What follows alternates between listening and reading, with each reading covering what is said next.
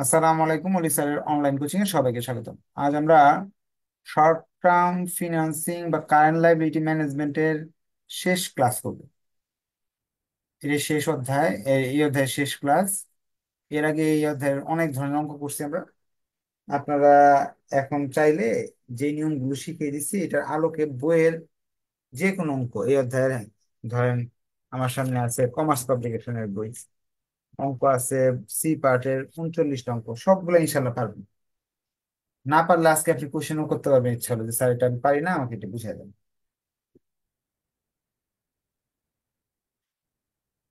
Problem 11তে বলছে, a company needs টাকা 60,000 to meet working capital requirement. একটা কোম্পানি তাদের 60,000 টাকা ওয়ার্কিং ক্যাপিটাল রিকোয়ারমেন্ট, ওয়ার্কিং চলতি মূলধন দরকার তাদের। Following it has the following three alternative sources. আপনাকে আহ, তিনটা পথ দেওয়া আছে। এই তিনটা পথের মাঝে আপনাকে হয়তো চয়েস করতে হবে কোন পথে ঋণ নিলে আপনার কম খরচ হবে। বলছে ফার্স্ট ওয়েতে হলো ট্রেড ক্রেডিট, আমরা বুঝে গেলাম। এই জায়গা দেখি 115 দেখি। এরপরে ব্যাংক উইল ল্যান্ড, মানে short term bank loan. C number factoring এর একটা অপশন দেওয়া আছে। যদি এই ফ্যাক্টরিংটা একটু কঠিন, আমি তো আগেই বলে দিয়েছিলাম আমরা। এই যে এখানে ফ্যাক্টরিং এর অঙ্ক 8 নাম্বার অঙ্ক করছিলাম। এখন এই তিনটা অপশন করতে হবে, তিনটার মধ্যে সবচেয়ে কম খরচ যেটা সেটা আমরা which alternative should the company choose, কোন পদ্ধতিতে কোম্পানি যাবে। ফার্স্টে ট্রেড ক্রেডিটের অঙ্কটা করি। 115 নেট 45। প্রশ্নে দেওয়া আছে আপনার 1 নাম্বার অপশনে দেওয়া আছে 115 নেট 45।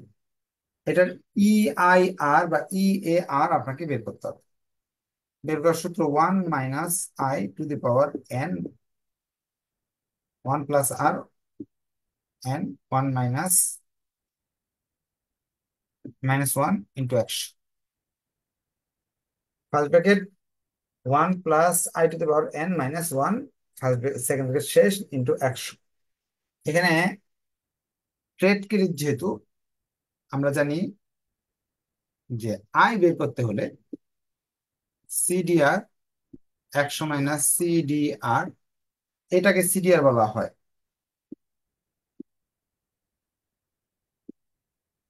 আয়ের মান আমরা পেয়ে যাব 0.101।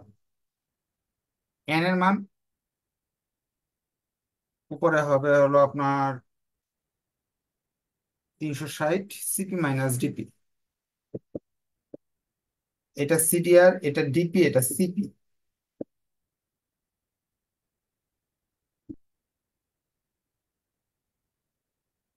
12 টাইমস। আনসার গুলো লিখে ফেলতেছি।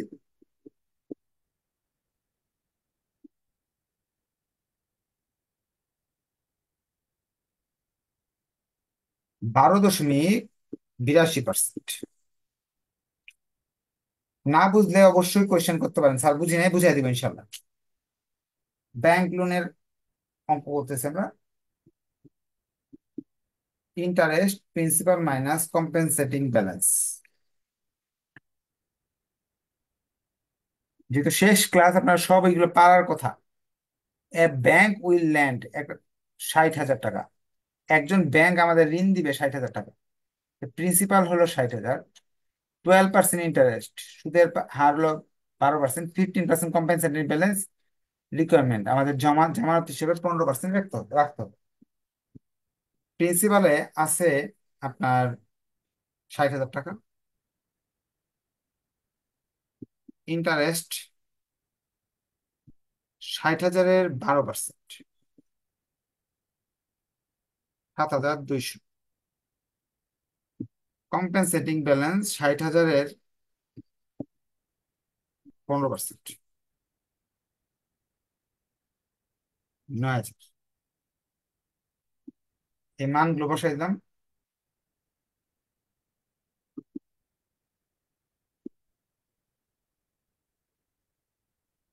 ব্যাংক থেকে ঋণ নিলে 14.12% সুদ দিতে হবে। যদি আপনি না বুঝে থাকেন অবশ্যই কোয়েশ্চেন করতে পারেন যে স্যার বুঝি নাই। ট্রেড ক্রেডিটে আমাদের আসলো 12%।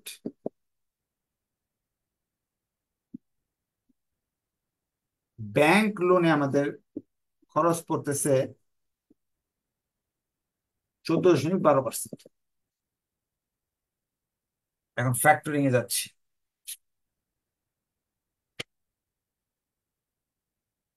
ফ্যাক্টরিং এ কি বলতেছে? A factor will buy companies accounts receivable টাকা 60,000 পার মান্থ। বলতেছে 60,000 টাকা প্রতি মাসে আমরা মাল বিক্রি করি, অ্যান্ড উইল অ্যাডভান্স 14%। যদি আমি 60,000 টাকা ঋণ নিয়ে নেই, ব্যাংক থেকে আমাকে 14% দিবে। 14% সুদ দিতে, 14% অ্যাডভান্স সুদ দিতে হবে, up to 85% face value. Bank কর্তৃপক্ষ আমাকে 85% দিবে, 15% রিজার্ভ হিসেবে রেখে দিবে। এতটুকের কাজ আমি একটু করি। প্রথম কাজটা হলো, আচ্ছা একটু, অ্যাভারেজ কালেকশন পিরিয়ড 30 ডে, 30 দিনে আমরা এই 60,000 টাকা পাই প্রতি 30 দিনে। Factoring will charge 2.5% commission. Commission রাখবে 2.5%। It has been estimated that factor service will save companies account receivable administration cost of টাকা 800 per month and 15% bad debt loss. যদি ফ্যাক্টরিং করি, আমরা ঋণ নিয়ে নিই, তাহলে আমাকে অ্যাডমিনিস্ট্রেটিভ কস্ট 800 টাকা বেঁচে যাবে প্রতি মাসে, এবং 1.5% ব্যাড ডেট লস। 1.5% অনাদায়ী পাওনা থেকে বেঁচে যাব। কোম্পানির কোনটা নেওয়া উচিত? তো প্রথমে আমরা এটা করছি, আগে যারা ক্লাস করছি তারা ভালো বুঝবেন, যারা ক্লাস করেন না তারা বুঝবেন না। প্রথমে আমার কয় টাকা আমি পাবো সেটা বের করবো। নেট পিরিয়ডিক অ্যাডভান্স আমি কত টাকা পাবো।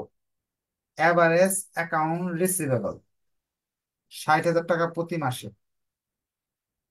মাইনাস রিজার্ভ, এটার 15% রিজার্ভ রাখতে হবে। 85% তারা দিবে, 9,000 টাকা রেখে দিবে। তাহলে আমাকে 15,000, 51,000 টাকা তারা দিবে। এখান থেকে তারা কমিশনটাও রেখে দিবে, ফ্যাক্টরিং কমিশনটাও রেখে দিবে 2.5%।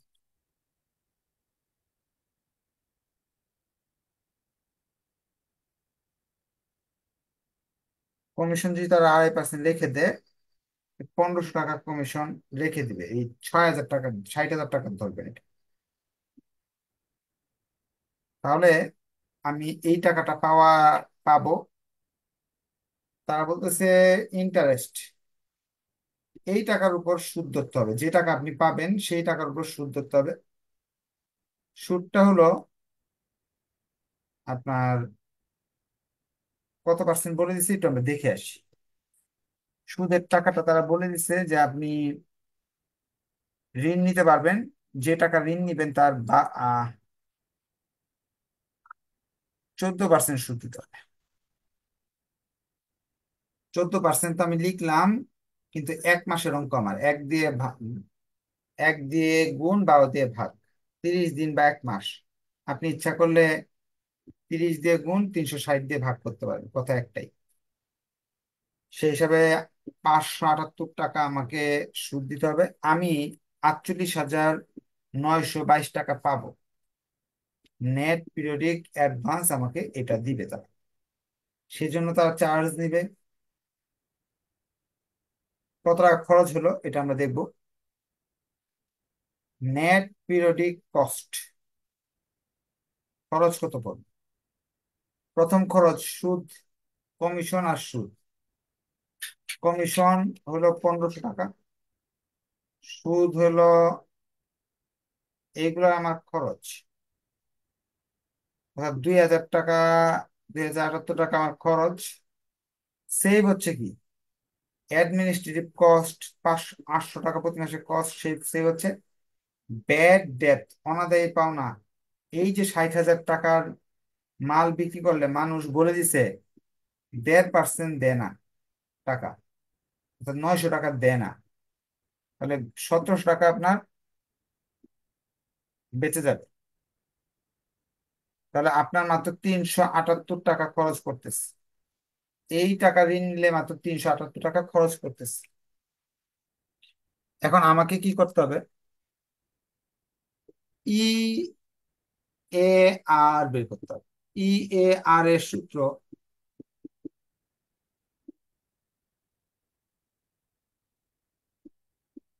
এখানে আয়ের মান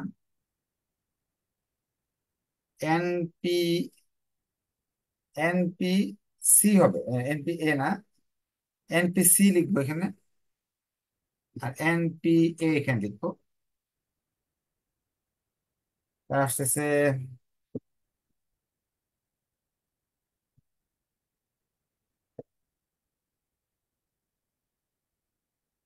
আয়ের মান আসতেছে আপনার 0.000727।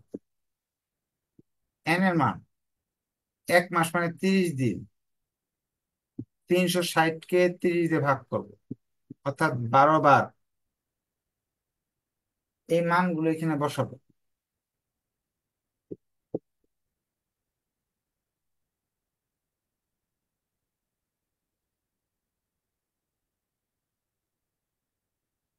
আনসার আসবে 9%।